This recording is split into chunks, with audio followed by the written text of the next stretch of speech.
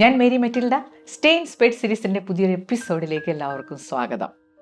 ഏറ്റവും ബുദ്ധിമുട്ട് നിറഞ്ഞതും വെല്ലുവിളികളുള്ളതുമായ കാര്യം എന്താണെന്ന് അറിയാമോ? അത് ഹ്യൂമൻ റിസോഴ്സ് മാനേജ്മെൻ്റ് ആണ്. മനുഷ്യ വിഭവത്തെ മാനേജ് ചെയ്യുക.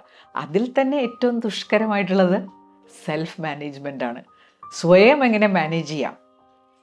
ഹ്യൂമൻ റിസോഴ്സ് മാനേജ്മെൻറ്റിനെ കുറിച്ച് ഒരുപാട് പഠനങ്ങൾ നടന്നിട്ടുണ്ട്. ഇപ്പോൾ മാനേജ്മെൻ്റ് എന്നുള്ള പഠനശാഖയെക്കുറിച്ച് നമ്മൾ കേട്ടിട്ടുണ്ട്. ഈ മാനേജ്മെൻറ്റിൻ്റെ മീനിങ് ഞാൻ മനസ്സിലാക്കുന്നത് ഇങ്ങനെയാണ്: ഹൗ ടു മാനേജ് മെൻ, അതിനുള്ള ടെക്നിക്സ്, അതിനു വേണ്ട അറിവ്, ഇതൊക്കെയാണ് മാനേജ്മെൻറ്റ് എന്നുള്ള പഠനശാഖയിലുള്ളത്. വളരെ ചുരുക്കത്തിൽ ഞാൻ അതിനെ മനസ്സിലാക്കുന്നത് എങ്ങനെയാണെന്നോ, മാനേജ് മെൻ. പക്ഷേ ഈ മാനേജ് മെന്നിലേക്ക് വരുന്നതിന് മുമ്പ് മാനേജ് മീ അവിടെ ഉണ്ടല്ലേ. ഇന്നത്തെ നമ്മുടെ വീഡിയോ സെൽഫ് മാനേജ്മെൻറ്റിനെ കുറിച്ചാണ്. സെൽഫ് ഇംപ്രൂവ്മെൻറ്റിൻ്റെ വഴികൾ എന്തൊക്കെയാണ്? സോഷ്യൽ മീഡിയ ഇത്രയും ലൈവ്ലി ആയതുകൊണ്ട് തന്നെ ഒരുപാട് മെസ്സേജസ് ഒക്കെ നമുക്ക് കിട്ടാറുണ്ടല്ലേ. നമുക്ക് പലരും ഫോർവേഡ് ചെയ്ത് തരാറുണ്ട്, നമ്മൾ പലർക്കും ഫോർവേഡ് ചെയ്ത് കൊടുക്കാറുണ്ട്. പല മെസ്സേജസും നമ്മുടെ ജീവിതത്തെ മാറ്റിമറിക്കാൻ സഹായിക്കുന്ന മഹദ്വചനങ്ങളാണ്. ഇത് നമ്മൾ വായിക്കും, 2-3 സെക്കൻഡൊക്കെ അതിനെക്കുറിച്ചൊന്ന് ചിന്തിക്കും, അത് കഴിഞ്ഞ് അത് നമ്മുടെ മനസ്സിൽ നിന്നേ പോകും. അതുകൊണ്ട് ഇതൊന്നും പലപ്പോഴും നമ്മുടെ ജീവിതത്തെ ഇൻഫ്ലുവൻസ് ചെയ്യാറൊന്നുമില്ല. ചിന്തകൾ വളരെ പവർഫുൾ ആണെന്ന് നമുക്കറിയാം. നമ്മുടെ ജീവിതത്തെ മാറ്റിമറിക്കാനുള്ള കഴിവ് ചിന്തകൾക്കുണ്ട്. അപ്പോൾ ഈ മഹത്വചനങ്ങളിൽ അടങ്ങിയിരിക്കുന്നത് വലിയ വലിയ ചിന്തകളാണ്. അതെന്തുകൊണ്ട് നമ്മുടെ ജീവിതത്തിൽ സ്വാധീനം ചെലുത്തുന്നില്ല? കാരണം ഈ ചിന്തകളൊന്നും പവർഫുള്ളല്ല. ദാ വന്നു ദേ പോയി എന്ന് പറയുന്നത് പോലെ ഈ ചിന്തകൾ മനസ്സിൽ വന്ന് അങ്ങോട്ട് പോകും. എത്രയോ ചിന്തകളാണ് ഒരു ദിവസം മനസ്സിലൂടെ കടന്നു പോകുന്നത്. അതിന് കയ്യും കണക്കൊന്നുമില്ല. പക്ഷേ ഏത് ചിന്തകളാണ് പവർഫുൾ, അത് നമ്മുടെ ജീവിതത്തിൽ സ്വാധീനം ചെലുത്താൻ കഴിവുള്ളവയാണ്. നമ്മൾ പുറത്തേക്ക് ഇറങ്ങുമ്പോൾ സൂര്യപ്രകാശം കിട്ടുമല്ലോ, അതിന് വലിയ പവറൊന്നുമില്ല. പക്ഷേ ഒരു ലെൻസ് എടുത്ത് ഒരു പോയിന്റിലേക്ക് ഫോക്കസ് ചെയ്താൽ അത് വളരെ പവർഫുള്ളായിട്ട് മാറും. അപ്പോൾ ചിന്തകൾ പവർഫുള്ളാക്കാനുള്ള മാർഗം എന്താണെന്നോ, നമ്മളതിനെ കോൺസെൻട്രേറ്റഡ് ആക്കണം. അപ്പോൾ കോൺസെൻട്രേറ്റഡ് ആക്കാൻ ചിന്തകൾ പല പ്രാവശ്യം ബോധ മനസ്സിലൂടെ കടന്നു പോകുമ്പോൾ അത് കോൺസെൻട്രേറ്റഡ് ആകും, അത് പവർഫുള്ളാകും, അത് നമ്മുടെ ജീവിതത്തെ ഇൻഫ്ലുവൻസ് ചെയ്യും. എനിക്കിതുമായിട്ട് ബന്ധപ്പെട്ട് അനുഭവങ്ങൾ ഷെയർ ചെയ്യാനുണ്ട്. എന്നെ അറിയാവുന്ന ആളുകൾ ചോദിക്കുന്നൊരു ചോദ്യമുണ്ട്: ഈ മഹാരാജാസിലൊക്കെ പ്രിൻസിപ്പലായിട്ട് എങ്ങനെ അത് കഴിച്ചുകൂട്ടി എന്നാണ് ചോദിക്കുക. പക്ഷേ എൻ്റെ ജീവിതത്തിൽ ഇപ്പോഴും എനർജൈസ് ചെയ്യുന്ന ഒന്നാണ് എൻ്റെ പ്രിൻസിപ്പൽഷിപ്പ്. ഞാൻ അത്രയധികം അത് എൻജോയ് ചെയ്തു. വളരെ സന്തോഷത്തോടുകൂടിയും സംതൃപ്തിയോടും കൂടിയും നോക്കിക്കാണുന്ന ഒന്നാണ് ആ പ്രിൻസിപ്പൽഷിപ്പ്. അതിൻ്റെ കാരണം ഇതാണ്: ചില മഹദ്വചനങ്ങളാണ് കേട്ടോ എനിക്ക് ആ ശക്തി പകർന്നു തന്നത്. ഞാൻ 2 കാര്യങ്ങൾ മനസ്സിൽ മുറുകെ പിടിച്ചു. അത് മഹദ്വചനങ്ങളിൽ നിന്നുണ്ടായ ചില ചിന്തകളാണ്. ഒന്നിതായിരുന്നു: സാധാരണക്കാരെ അസാധാരണമായ ലക്ഷ്യങ്ങൾ നേടാൻ സഹായിക്കുന്ന ഒന്നാണ് ടീം വർക്ക്. ടീം മഹാരാജാസിനെ ഞാൻ കൂടെ നിർത്തി, ഞാൻ അതിലൊരു ഭാഗമായി. കാരണം ആ ചിന്ത എപ്പോഴും എൻ്റെ മനസ്സിലുണ്ടായിരുന്നു എന്നുള്ളതാണ്. രണ്ടാമത് ഞാൻ ചിന്തിച്ചുറപ്പിച്ച കാര്യം എന്താണെന്നോ, എൻ്റെ സമ്മതമില്ലാതെ ആർക്കും എന്നെ ഹേർട്ട് ചെയ്യാനോ ഇൻസൾട്ട് ചെയ്യാനോ സാധ്യമല്ല. എന്ത് പവർഫുള്ളായിട്ടുള്ള വാചകമാണല്ലേ. നമ്മൾ ചുമതലകൾ ഏറ്റെടുക്കുമ്പോൾ, ചുമതലകളുടെ ഭാഗമായിട്ടുള്ള കാര്യങ്ങൾ നടപ്പിലാക്കുമ്പോൾ വിമർശനങ്ങൾ ഉണ്ടാകാം.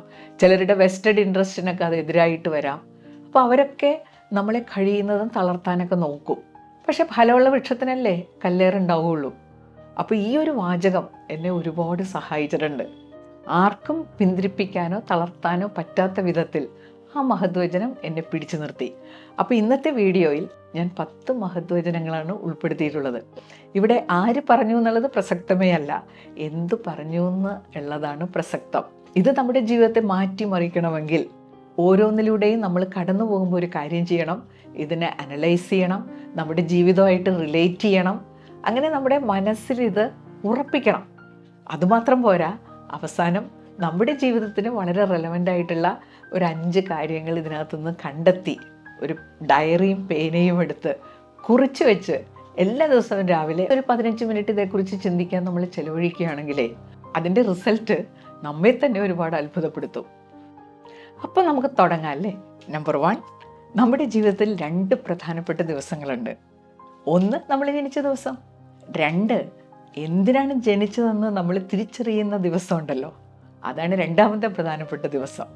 നമ്മളൊക്കെ ജനിക്കുമ്പോൾ നമുക്കെല്ലാവർക്കും ചില നിയോഗങ്ങളുണ്ടാവും.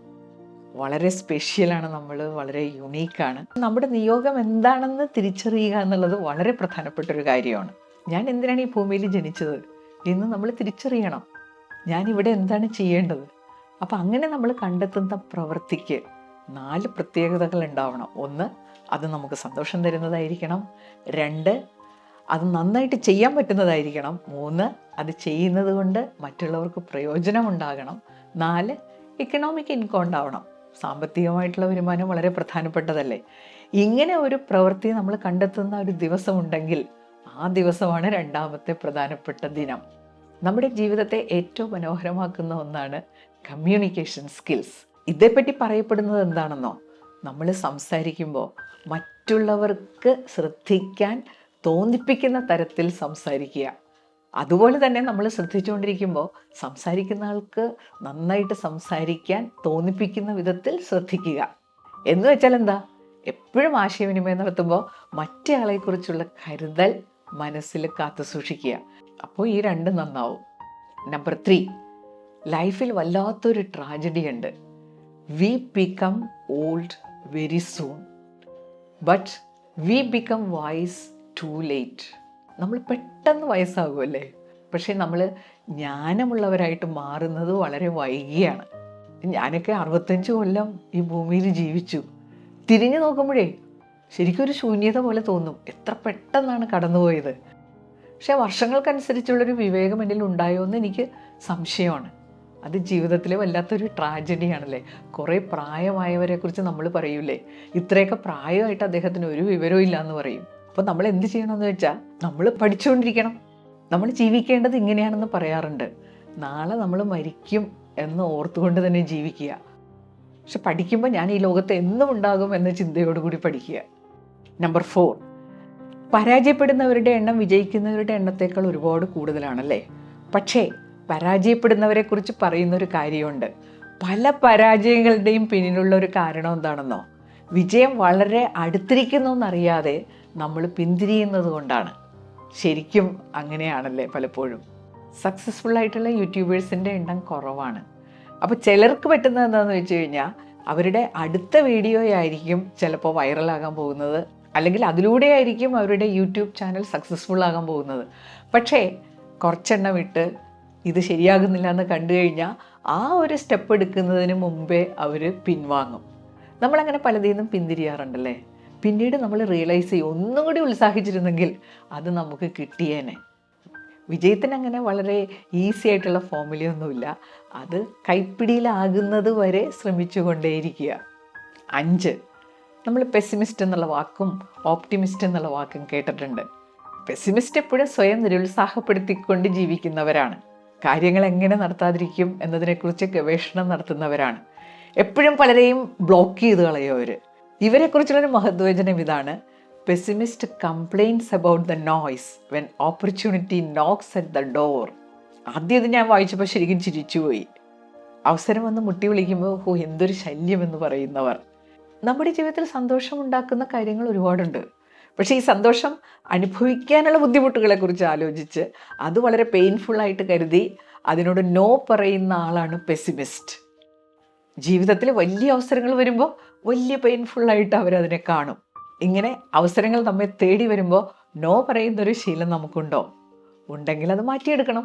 നമ്പർ 6, നമ്മുടെ കയ്യിൽ കുറേ പണം ഉണ്ടെങ്കിൽ പണം കൊണ്ട് ചെയ്യാവുന്ന 3 കാര്യങ്ങളുണ്ട്. ഒന്നുകിൽ അത് വേസ്റ്റ് ചെയ്യാം കേട്ടോ, ആർക്കും ഉപകാരമില്ലാത്ത വിധത്തിൽ കളഞ്ഞു കുളിക്കാം. 2, അത് ചെലവഴിക്കാം, നമുക്കും മറ്റുള്ളവർക്കൊക്കെ എന്തെങ്കിലും പ്രയോജനം ഉണ്ടാകുന്ന രീതിയിൽ അത് ചെലവഴിക്കുക, സ്പെൻഡ് ചെയ്യാം. 3, നമുക്കത് ഇൻവെസ്റ്റ് ചെയ്യാം. ജീവിതം കൊണ്ടും ഈ 3 കാര്യങ്ങൾ ചെയ്യാം. നമുക്കത് വേസ്റ്റ് ചെയ്യാം, സ്പെൻഡ് ചെയ്യാം, ഇനി ഇൻവെസ്റ്റും ചെയ്യാം. അപ്പോൾ മഹാന്മാർ പറയുന്നത് എന്താണെന്നോ, നമ്മൾ ജീവിതം ഇൻവെസ്റ്റ് ചെയ്യണം.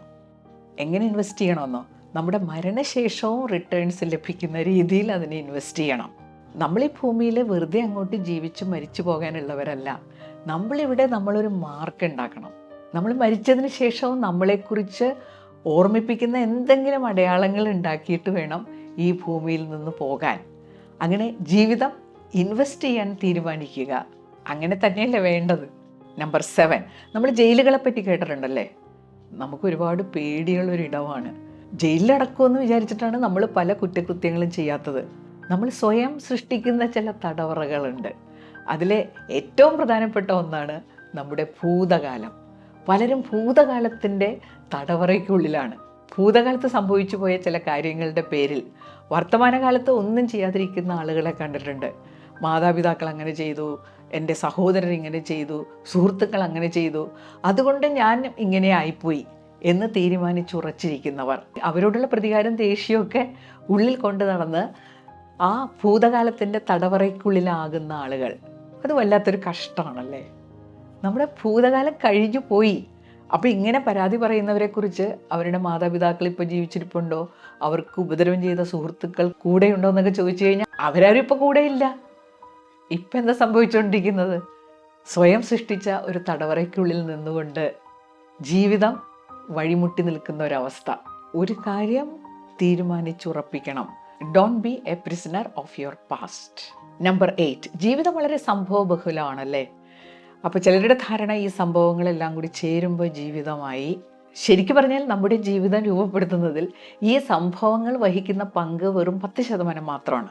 നമ്മുടെ ജീവിതത്തിൻ്റെ 90% രൂപപ്പെടുത്തുന്നത് എന്താണെന്നോ, ഈ സംഭവങ്ങളോടുള്ള നമ്മുടെ റെസ്പോൺസാണ്.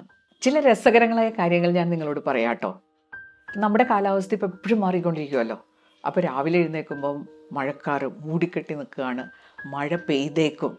അപ്പോൾ ചിലരെ കണ്ടിട്ടില്ലേ, ഇത് കാണുമ്പോൾ തന്നെ അവർ അന്നത്തെ പരിപാടികളെല്ലാം വേണ്ടാന്ന് വെക്കും. ഞാൻ കഴിഞ്ഞ ദിവസം ഒരു പ്രോഗ്രാമിന് പോയി. പ്രോഗ്രാം കഴിഞ്ഞ് ഞാൻ തിരിച്ച് വീട്ടിലേക്കല്ല പോയത്, എനിക്ക് വേറൊരിടം വരെ പോകണമായിരുന്നു. അപ്പോൾ അന്ന് അവിടെ കുറച്ച് ബ്ലോക്ക് ഉണ്ടാകാനിടയുണ്ടെന്നൊക്കെ ഞാൻ പേപ്പറിൽ വായിച്ചിരുന്നു. അപ്പോൾ ഞാൻ പോകുന്ന വഴിക്ക് ഈ ഡ്രൈവർ എന്നോട് പറഞ്ഞുകൊണ്ടിരിക്കുകയാണ് കേട്ടോ, മാഡം ഇന്ന് പോകാതിരിക്കുകയാണ് നല്ലത്, അവിടെ വലിയ ബ്ലോക്ക് ഉണ്ടാവും. പക്ഷേ എനിക്ക് വളരെ പ്രധാനപ്പെട്ട കാര്യങ്ങൾ ചെയ്യാനുണ്ട്, പോയേ മതിയാവും. അപ്പോൾ ഞാൻ അദ്ദേഹത്തോട് പറഞ്ഞു, നമുക്ക് പോയി നോക്കാം, ബ്ലോക്ക് ഉണ്ടെങ്കിൽ നമുക്കതനുസരിച്ച് ചെയ്യാം. ഒരു ബ്ലോക്കും ഉണ്ടായിരുന്നില്ല കേട്ടോ. സാധാരണ അരമണിക്കൂർ കൊണ്ട് എത്തേണ്ട സ്ഥലത്ത് ഞങ്ങൾ 15 മിനിറ്റ് കൊണ്ട് എത്തി. അപ്പം ഇങ്ങനെയാണ് പലപ്പോഴും. അവിടെ 2 തീരുമാനങ്ങൾ എടുക്കാം. ഇവിടെ ബ്ലോക്ക് ഉണ്ടായേക്കുമെന്ന് വിചാരിച്ച് എനിക്ക് തിരിച്ചു പോരാം. പക്ഷേ അപ്പം എന്ത് സംഭവിക്കും? ആ വളരെ പ്രധാനപ്പെട്ട കാര്യം ചെയ്യാതിരിക്കുന്നത് കൊണ്ടുള്ള ഒരുപാട് ബുദ്ധിമുട്ടുകൾ എനിക്ക് നേരിടേണ്ടതായിട്ട് വരും. അപ്പോൾ അവിടെ എന്ത് സംഭവിക്കുന്നു എന്നുള്ളതല്ല, നമ്മുടെ റെസ്പോൺസാണ് അവിടെ വളരെ ഇമ്പോർട്ടൻറ്റ്. അപ്പോൾ നമ്മളൊരു സൂത്രവാക്യം പഠിച്ചിട്ടുണ്ടല്ലേ, E+R, event plus response equal to outcome. അതാണ് നമുക്ക് റിസൾട്ടായിട്ട് ജീവിതത്തിൽ കിട്ടുന്നതെന്നുള്ള കാര്യം മറക്കാതിരിക്കുക. ആ ഫോമിൽ എഴുതി സൂക്ഷിക്കണം കേട്ടോ. E+R = O. നമ്പർ 9, ഈ ലോകം നശിക്കാൻ പോകുന്നത് തിന്മകളെ കൊണ്ടല്ല, തിന്മകൾ കണ്ടിട്ടും പ്രതികരിക്കാതിരിക്കുന്നവരെ കൊണ്ടാണ്. സത്യം പറഞ്ഞാൽ നമ്മൾ അങ്ങനെ ഒരു കാലഘട്ടത്തിലാണ് നമ്മൾ ജീവിക്കുന്നത്. ജീവിതം വളരെ ദുഷ്കരമായിട്ട് മാറുന്നത് ഈ തിന്മകളെ കൊണ്ടാണ്. പണത്തോടുള്ള ആസക്തി പല തിന്മകളും ചെയ്യാൻ മനുഷ്യരെ പ്രേരിപ്പിച്ചുകൊണ്ടിരിക്കുകയാണ്. ഈ തിന്മകളൊക്കെ കണ്ടിട്ടും ബാക്കിയുള്ളവർ അത് കണ്ടില്ലെന്ന് നടിക്കുന്നു. ഇപ്പോൾ അധികാരത്തിലിരിക്കുന്നവർ എന്ത് ചെയ്താലും അതിനെ ആളുകൾ എതിർക്കാറില്ല. 2 കാരണങ്ങളുണ്ട് അവിടെ. ഒന്ന്, അധികാരത്തിലിരിക്കുന്നവരുടെ കൂടെ ആയിരുന്നാൽ നമുക്ക് കിട്ടുന്ന ഒരുപാട് ആനുകൂല്യങ്ങളുണ്ട്. പിന്നെ ഈ ആനുകൂല്യങ്ങൾ ഇതിനകം തന്നെ അനുഭവിക്കുന്ന ആളുകളുമുണ്ട്. അപ്പോൾ ഇത്തരം ആളുകളൊക്കെ ഇതിൽ നിന്നും മാറി നിൽക്കും. എന്തിനാ വെറുതെ ഇങ്ങനെ പ്രതികരിച്ച് നമ്മൾ ജീവിതത്തിന് ഇങ്ങനെ നഷ്ടം ഉണ്ടാക്കുന്നത്? ഇതാണ് നമ്മൾ ഭൂരിഭാഗം പേരുടെയും ചിന്താഗതി.